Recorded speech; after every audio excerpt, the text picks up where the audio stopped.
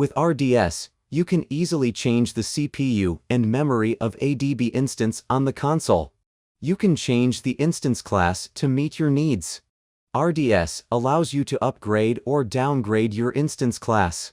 The change is complete when the status of a DB instance changes from changing instance class to available.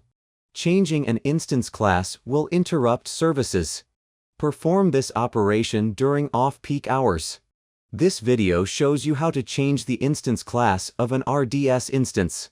You need to follow several steps. Step 1. Log into the Management Console. Step 2. Select an instance and change its instance class. Step 3. Check the results. Log into the Huawei Cloud Console.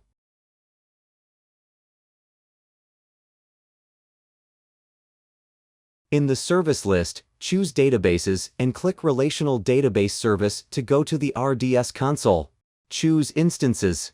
In the instance list, locate the instance you want to change and click More in the Operation column and choose Change Instance Class. Select the storage type and instance class, including vCPUs and memory you require, schedule a time, and click Next.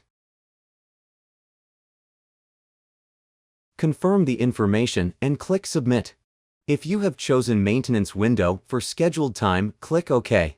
The instance class is being changed. The change is complete. You can check the new instance class on the Instance Details page.